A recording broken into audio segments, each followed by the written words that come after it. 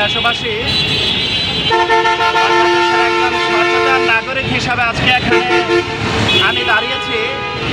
আপনারা নিশ্চয়ই অবগত আছেন, বিগত সময়ের মধ্যে ফ্যাসিস্ট আমলে যেমনিভাবে ব্যাংকের উপরে নগ্ন থাবা তারা দিয়েছিল, এরপরে এটা জুলাইয়ের 5ই আগস্টের পরে অর্থনৈতিক অবস্থা যেমনিভাবে সচল অবস্থায় যাচ্ছিল, কিন্তু আমরা ইতিমধ্যে লক্ষ্য করছি আবার সেই ব্যাংকের উপরে, ইসলামী ব্যাংকের উপরে নগ্ন থাবা, এটা আমরা ইতিমধ্যে লক্ষ্য করছি।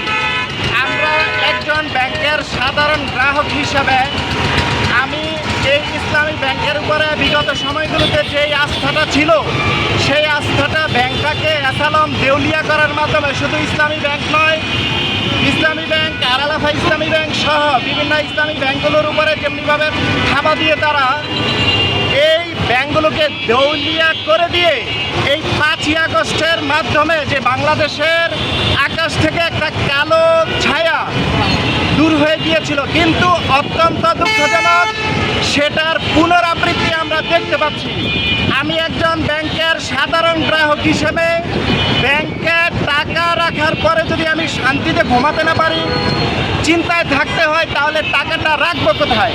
আমি সরকারের কাছে বিনীত অনুরোধ করছি, আমাদের ইসলামী ব্যাংকের এমডি যিনি ফারুক আহমেদ, তাকে পুনর্বহাল সহ ব্যাংকের যে নিয়ম নীতি আছে সেভাবে তারা যেন পরিচালিত করতে পারে এবং নগ্ন থাবা যেন ব্যাংকের উপরে না হয়, সেজন্য আমি সরকার মহোদয় সহ দেশবাসীর প্রতি আকুল আবেদন জানাচ্ছি। সেই সাথে একটা কঠোর বার্তা আমরা ঘোষণা করছি, কেউ যদি ইসলামী ব্যাংকের উপরে নগ্ন থাবা দেয়, তাহলে আমরা সাধারণ জনগণ এই ইসলামী ব্যাংককে রক্ষা করার জন্য ঝাঁপিয়ে পড়বো। আপনারা কি আমার সাথে একমত আছেন কিনা? সংগ্রামী বন্ধুগণ, আমরা এখানে আবারও কথাটা পুনরাবৃত্তি করতে চাই, ব্যাংকের নিয়ম মতো চলবে। এখানে কারো নগ্ন থাবা, নগ্ন হস্তক্ষেপ আমরা মেনে নেব না, মেনে নেব না, মেনে নেব না। আসসালামু আলাইকুম রহমতুল্লাহ। আমি মোহাম্মদ ইয়াসিন আলী, বাংলাদেশ ইসলামী ব্যাংকের একজন নিয়মিত গ্রাহক। আজ থেকে প্রায় 14 থেকে 15 বছর আগে থেকে ব্যাংকের সাথে আমার লেনদেন।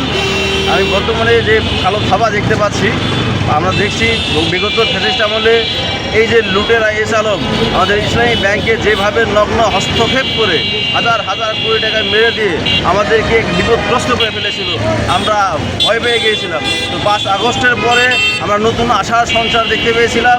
আমাদের সাবেক এমডি স্যার যেভাবে ব্যাংকে সমৃদ্ধ করে নিয়ে আসছিলেন, আমরা পুনরায় আবার সুন্দরভাবে কার্যক্রম শুরু করেছিলাম। কিন্তু বর্তমান সরকারের আমলে ইসলাম গ্রুপ সহ এইসব লুটেরা গ্রুপের আবারও যে নগ্ন হস্তক্ষেপ দেখতেছি, এখানে আমরা আবারও ভয় পাচ্ছি। আমরা সরকারের কাছে, জনগণের কাছে কঠোর দাবি জানাচ্ছি যে এইসব লুটেরা যাতে কোনোভাবে আবার ব্যাংকের মধ্যে হস্তক্ষেপ না করতে পারে এবং আমাদের সাবেক এমডি স্যার ফারুক আহমেদ স্যারকে পুনরায় এই ব্যাংকে নিয়োগ করার মাধ্যমে দায়িত্ব দিয়ে যাতে আমরা সুন্দরভাবে ব্যাংকে যেভাবে পূর্বে আমরা কার্যক্রম পরিচালনা করে আসছিলাম, এখনও সুন্দরভাবে যাতে করতে পারি।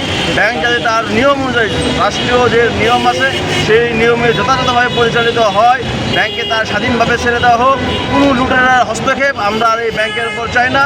আমাদের এমডি ফারুক স্যারকে আবারও পুনর্বহাল করার মাধ্যমে আমাদের এই স্বপ্নের সুন্দর যে ব্যাংক আমরা পরিচালনা হয়ে আসে, আমরা গ্রাহক হিসেবে এই ব্যাংকের সাথে স্বাচ্ছন্দ্যে থাকতে পারি, এই আশা ব্যক্ত করেই